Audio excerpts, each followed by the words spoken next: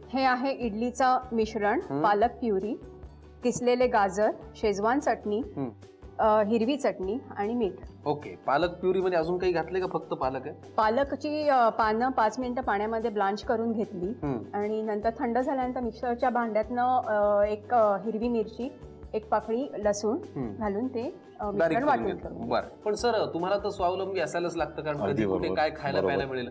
तर तुमच्या हातचा तुम्हालाच आवडतो असा कुठला पदार्थ आहे? सुंदर चहा. अलग घातलेला मस्त चहा. ओके, लागणारं साहित्य आपण पाहिले. आता आपण कृती करूया. आता पहिल्यांदा आपण हे मिश्रण हाफ हाफ करून घेऊ. बर,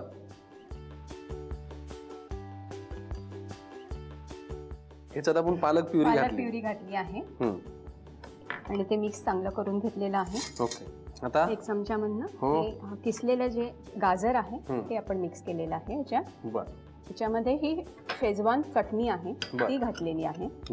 बेसिकली याचा रंग हिरवा आणि याचा लाल असला पाहिजे. करेक्ट, ठीक. त्यासाठी लागणार 2 बॅटर तयार केले. पुढे आता ह्याच्यामध्ये थोडंसं चवीप्रमाणे मीठ घालायचं आहे. बर,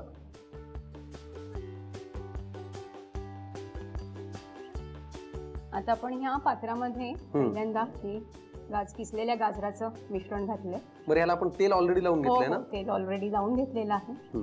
एका ह्याच्यामध्ये पालक प्युरी घातलेलं मिश्रण घातलेलं आहे आणि एका ह्याच्यामध्ये गाजराचं किस. आता आपण हे स्टीमरला लावूया आणि हे मिश्रण आपण 10 मिनिटं ठेवायचं आहे. बरोबर, आणि थंड झाल्यानंतर त्या इडल्या काढून घ्यायच्या. बरोबर. मग ही जी हिरवी चटणी तिचा काय उपयोग आहे?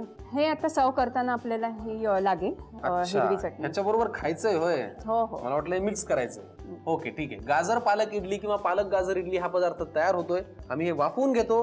तयार होईपर्यंत तुम्ही लिहून घ्या साहित्य आणि कृती. गाजर पालक इडली करण्यासाठी लागणारे साहित्य: इडलीचं तयार पीठ, किसलेलं गाजर, पालक प्युरी, शेजवान चटणी, हिरवी चटणी आणि मीठ. कृती: प्रथम 2 भांड्यांमध्ये तयार इडलीच्या पिठाचे समप्रमाणात 2 भाग करून घ्यावेत. पहिल्या भांड्यातील इडलीच्या पिठामध्ये पालक प्युरी आणि मीठ घालून पालक इडलीचं मिश्रण तयार करून घ्यावं. दुसऱ्या भांड्यातील इडलीच्या पिठामध्ये किसलेलं गाजर, शेजवान चटणी आणि मीठ घालून गाजर इडलीचं मिश्रण तयार करून घ्यावं. नंतर इडली पात्राला तेल लावून त्यामध्ये पहिल्या साच्यामध्ये गाजर इडलीचं मिश्रण आणि दुसऱ्या साच्यामध्ये पालक इडलीचं मिश्रण घालावं आणि इडली पात्रामध्ये ठेवून 10 मिनिटं इडली वाफवून घ्याव्यात. तयार इडली हिरव्या चटणी बरोबर सर्व्ह कराव्यात.